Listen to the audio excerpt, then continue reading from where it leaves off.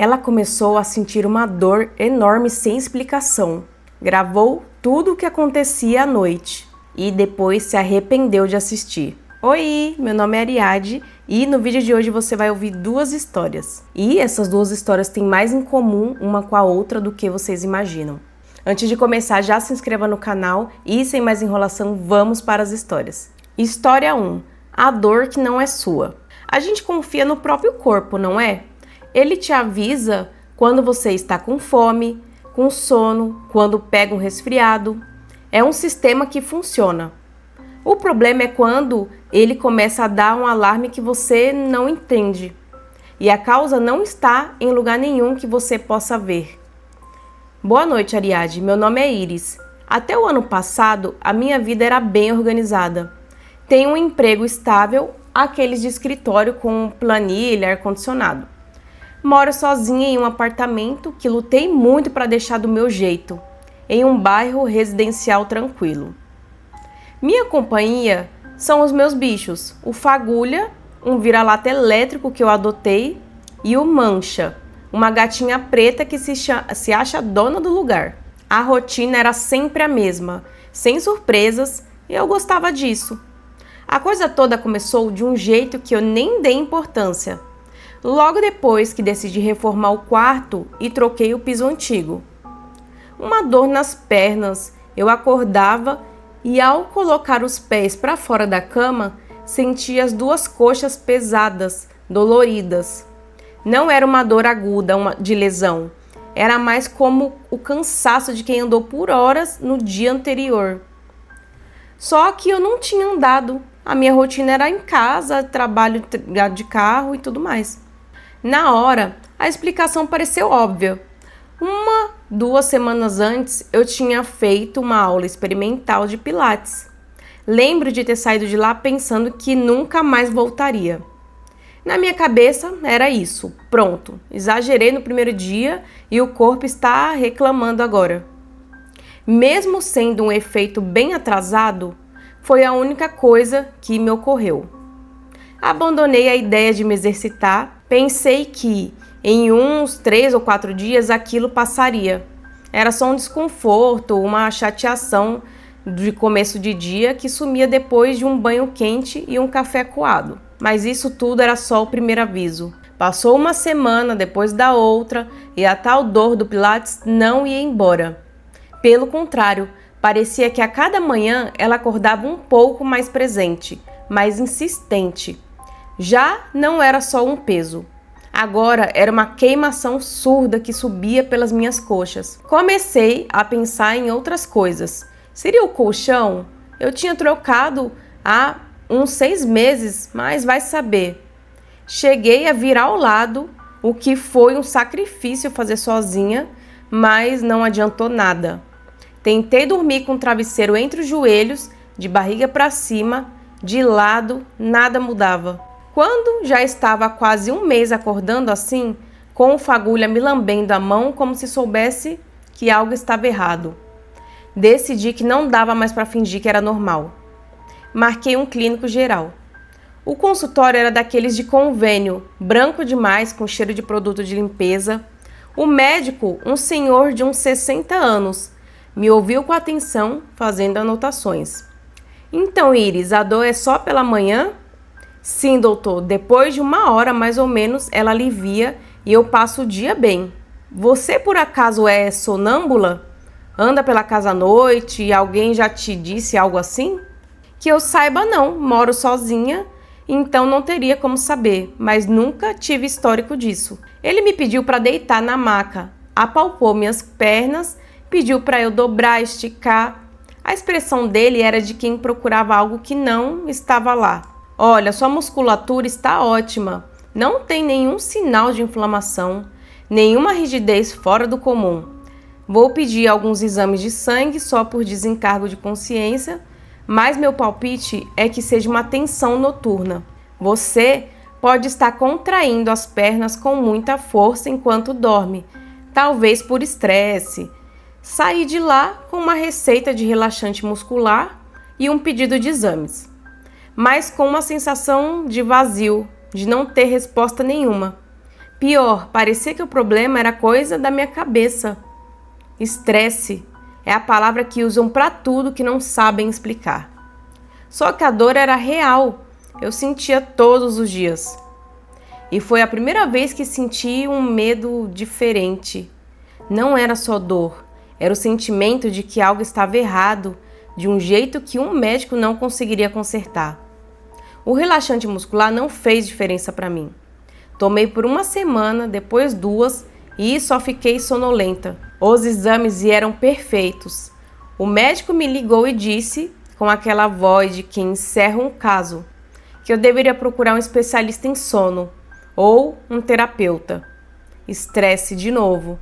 Eu desliguei com um aperto no estômago e não estava estressada, pelo menos não antes disso começar. Foi nesse ponto que eu me lembrei de uma coisa. Eu tinha uma câmera pequena, daquelas que a gente usa para vigiar os bichos quando viaja. Estava guardada há anos e a ideia veio do nada. E se eu estivesse fazendo algo durante a noite? E se o médico estivesse parcialmente certo? Naquela mesma noite instalei a câmera no meu quarto. O ângulo pegava a cama inteira e o chão onde o Fagulho e o Mancha dormiam. Na primeira noite, nada. Na segunda, também nada. Na terceira noite, acordei com uma dor mais forte, diferente. Peguei o celular e fui direto na gravação. E lá estava. Por volta das 4 da manhã, eu começava a resmungar, falar coisas sem sentido. No mesmo instante, o Mancha levantava, ficava alerta e fugia do quarto. O Fagulha se aproximava da cama, mas ele não latia, não rosnava. Ele ficava em pé, apoiado na cama, me observando, imóvel, como se estivesse de guarda. Aquilo durou quase meia hora. Eu assisti tudo sentada na cama, no mesmo lugar onde meu corpo estava naquela gravação, horas antes. E, pela primeira vez desde que aquilo começou, a dor nas minhas pernas não parecia ser o pior problema. Era o comportamento dos meus animais. A Mancha nunca foi medrosa. Pelo contrário, ela era curiosa. Enfrentava qualquer barulho estranho dentro da casa. Mas ali, ela simplesmente fugiu. E o Fagulha, ele não estava confuso, não parecia assustado. Ele parecia atento, como se estivesse observando algo ou alguém. Mas não tinha ninguém ali. Era só eu, ou pelo menos era o que deveria ser. Naquela manhã eu não fui trabalhar. Fiquei revendo o vídeo várias vezes, tentando encontrar algum detalhe que explicasse aquilo de forma lógica. Algum movimento estranho, alguma coisa que justificasse a reação deles. Mas não tinha nada. Era só eu deitada murmurando coisas incompreensíveis. E assim, para eles, aquilo era suficiente para mudar completamente o comportamento. Foi aí que uma ideia começou a se formar na minha cabeça. Uma ideia que no início eu mesma rejeitei, mas que quanto mais eu pensava, mais fazia sentido. E se não fosse algo físico? Passei o dia inteiro inquieta, sem conseguir comer direito, sem conseguir focar em nada.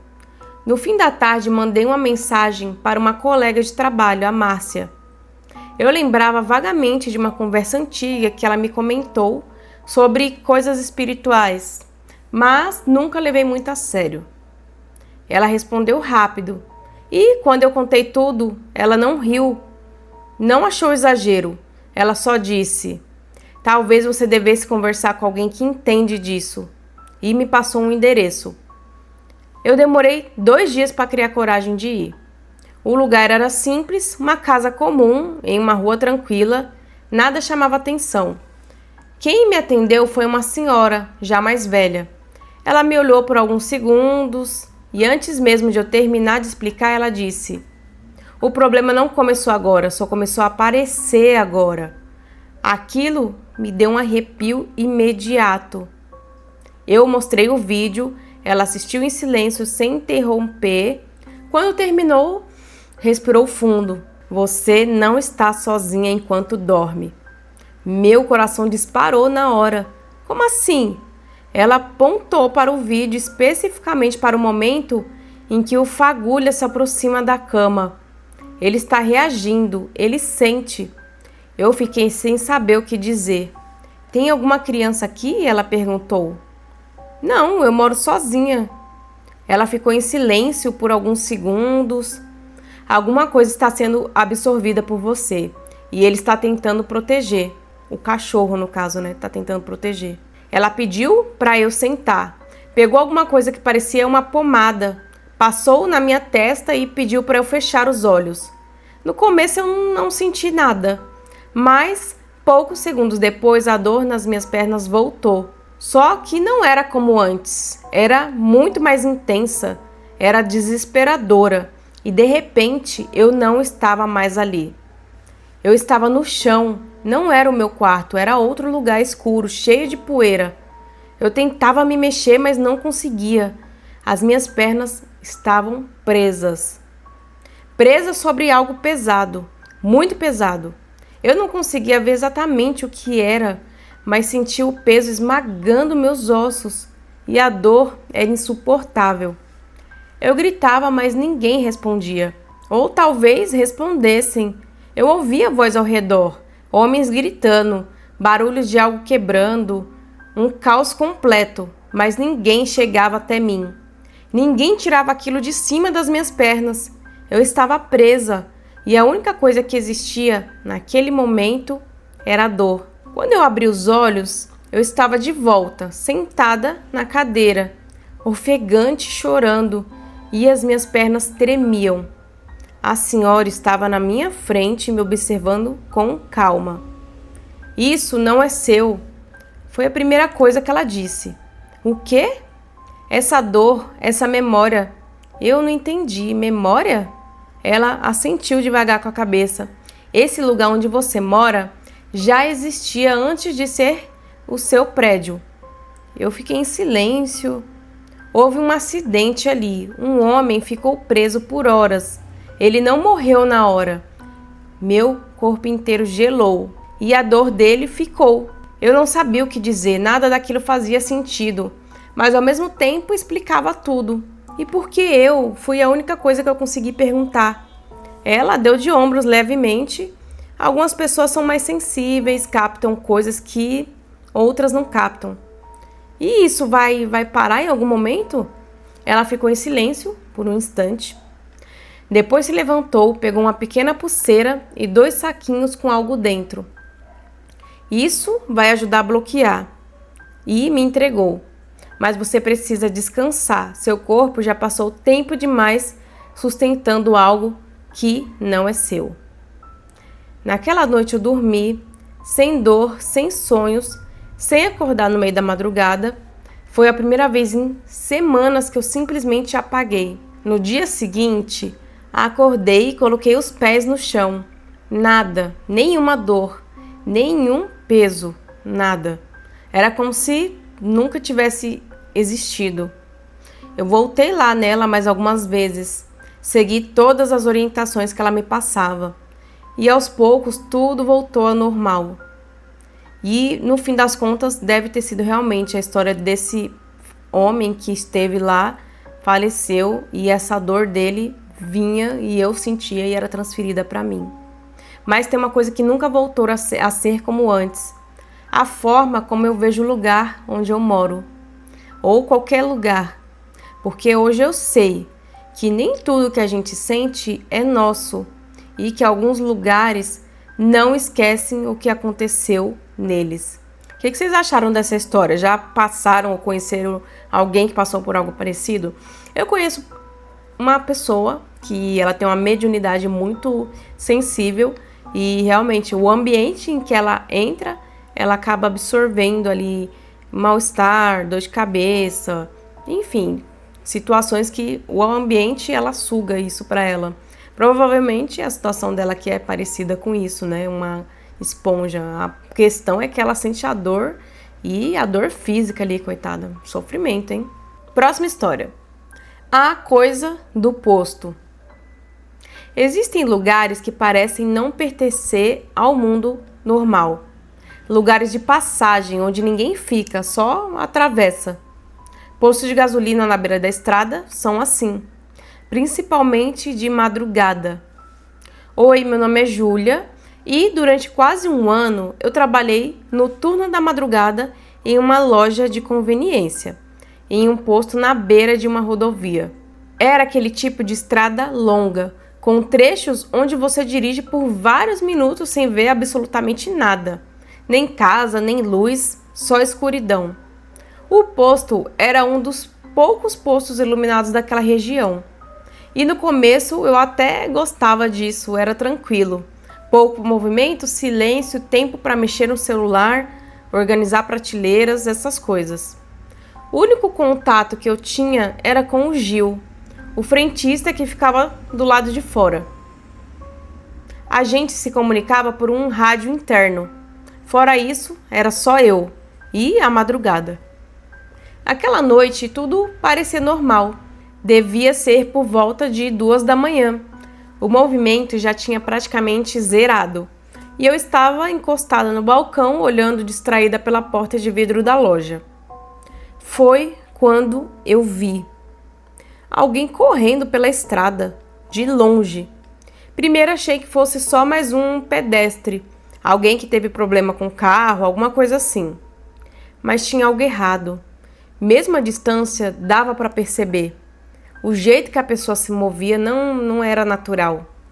Os braços não acompanhavam o ritmo da corrida como deveriam. Era como se eles balançassem juntos, duros. A cabeça também não estabilizava. Ela tombava levemente para um lado, num movimento estranho, descompassado. Parecia uma imitação. Eu fiquei olhando aquilo, tentando entender o que eu estava vendo. A pessoa atravessou a rodovia sem olhar para os lados, sem hesitar, e começou a se aproximar do posto, do meu trabalho. Meu primeiro instinto foi pegar o rádio. Gil, você tá vendo isso? E silêncio. Gil? Nada. O rádio só chiava. Quando eu voltei a olhar para frente, ela já estava muito mais perto. Perto demais. A iluminação do posto começou a revelar detalhes que, de longe, eu não tinha percebido. A roupa parecia normal, mas a forma como ela se ajustava ao corpo, não. Era como se estivesse frouxa, como se não fosse exatamente daquela pessoa. A pele, eu não sei explicar direito, mas não parecia pele de verdade. Parecia algo colocado por cima, mal encaixado. Ela atravessou o pátio do posto direto em direção à loja, sem olhar para nada, sem parar, e entrou. O sino da porta tocou, o som completamente comum, mas naquele momento pareceu alto demais, errado demais. Ela parou na minha frente e sorriu. Foi aí que eu entendi que tinha alguma coisa muito errada. O sorriso não combinava com o resto do rosto. Só a boca se mexia, os olhos ficavam parados, abertos, sem piscar nenhuma vez. Eu travei, mas tentei manter o mínimo de normalidade. Você precisa de ajuda? Ela respondeu na hora, não. Mas não era só uma voz, eram várias sobrepostas, como se várias pessoas estivessem falando ao mesmo tempo, no mesmo tom, sem emoção nenhuma. Meu corpo inteiro arrepiou. Eu tentei engolir o medo e continuar. Quer alguma coisa da loja? Ela respondeu, só levantou o braço devagar e apontou para o próprio peito. Depois apontou para mim. Naquele momento, alguma coisa dentro de mim entendeu. Antes mesmo de eu conseguir racionalizar. Ela não queria comprar nada, óbvio. Ela queria alguma coisa de dentro. Meu coração começou a bater tão forte que eu conseguia ouvir. Eu não conseguia me mexer, eu travei, paralisei. E não consegui nem gritar, nada. E então, faróis apareceram na estrada. A luz invadiu o posto, clara, forte, real. A reação dela foi imediata. O sorriso desapareceu, como se nunca tivesse existido. A cabeça virou lentamente em direção à luz. O corpo inteiro ficou rígido, travado. Por um segundo, ela parecia frustrada. Então virou de volta para mim e disse daquela mesma forma distorcida, com várias vozes sobrepostas: "Não agora." E saiu. Simples assim. Caminhou até a escuridão e desapareceu. Segundos depois, um carro entrou no posto. Era o Gil. Ele estacionou, desceu normalmente como se nada tivesse acontecido, entrou na loja reclamando do frio, do movimento fraco, coisas normais. Eu perguntei onde ele estava. Ele me olhou estranho. "Eu estava te chamando no rádio, você não respondeu?" Meu estômago gelou. Eu não falei nada do que aconteceu. Não ali, não naquela hora. Mas naquela mesma madrugada eu pedi demissão. Nunca mais voltei naquele posto. Achei que ele tinha acabado, que tinha sido um evento isolado, alguma coisa inexplicável, mas pontual. Eu estava errada. Meses depois vi uma notícia. Um motorista tinha desaparecido naquela mesma rodovia. O carro foi encontrado parado no acostamento, sem sinais de acidente, sem sinais de luta, sem sinais de ter sido levado nada, absolutamente nada. Só vazio. E isso começou a mexer comigo, porque por mais que eu tentasse ignorar, alguma coisa não fechava. Até que um dia eu tive coragem de voltar lá. Durante o dia, lógico. O posto parecia completamente normal, como qualquer outro, mas eu não fui até a loja. Fui até a parte de trás, onde quase ninguém vai.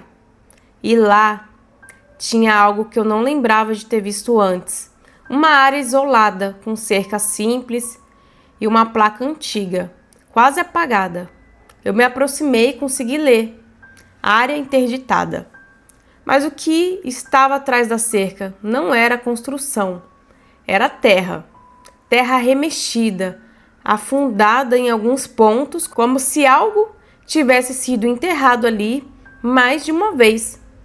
Naquele momento eu senti a mesma sensação, a mesma presença.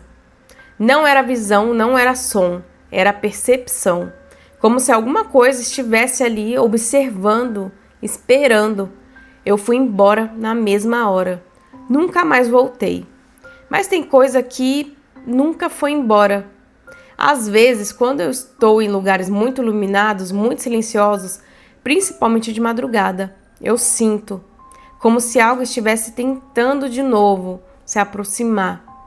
E eu sei, com uma certeza que eu não sei explicar de onde vem, que aquilo não queria me assustar, não queria me matar, queria entrar. E que naquela noite só não conseguiu porque alguém chegou a tempo. Esse tipo de trabalho de madrugada, não sei vocês, eu não teria coragem de aceitar. Talvez uma extrema necessidade, talvez, né, pela a precisão ali. Mas, cara, olha a situação que o povo passa. Com certeza, ficção ou não, e existem de fato pessoas que passam por situações que, se duvidar, até abandonam esse trabalho porque não dá conta de lidar com a assombração, perseguição, ouvir sons e tudo mais. Em um certo momento da minha vida, eu trabalhei em um prédio comercial misto com residencial. Só que ele ainda não tinha compradores, moradores, então era vazio. Era apenas eu num prédio, mais um segurança, e uma outra menina na outra torre, né, no outro prédio, mais um segurança. Então, tipo, ficávamos cada uma na guarita conversando por rádio, parecida com essa situação. E vazio absoluto, silêncio absoluto no mais. Às vezes vinha um arquiteto, então visitas esporádicas, assim, nossa, uma vez na semana. E assim, já vi o elevador abrindo sozinho, tipo, a porta, tinha uma portinha que eu apertava com a botoeira do lado de dentro da guarita para liberar essa porta para a pessoa acessar um corredor X.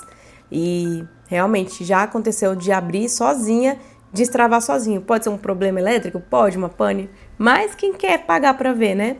E o pior de tudo é quando eu precisava descer no subsolo, que era um estacionamento simplesmente vazio, abandonado, horripilante, que era o lugar que a gente acessava para ir para a cozinha para almoçar. E eu fazia o quê? Eu não descia lá. No máximo, quando eu estava acompanhada da outra colega, descia, esquentava, subia e comia em qualquer parte aleatória da guarita, do prédio, mas não ficava lá. Eu morria de medo. Então tem gente que é corajosa demais, eu não sou esse tipo de pessoa. E se vocês já passaram por situações assim, parecidas, desconfortáveis em trabalho, deixa aí nos comentários que eu quero saber. Bom, meus amores, essas foram as histórias de hoje. Eu espero que vocês tenham gostado muito. Se você gostou, deixa seu comentário, deixa seu like, se inscreva no canal caso você não for inscrito. Mande a sua história por e-mail ou deixa aqui nos comentários, na comunidade, que eu vou adorar ler aqui as histórias de vocês, tá? Eu estou adorando estar aqui com vocês e a gente se vê no próximo vídeo. Um grande beijo e tchauzinho!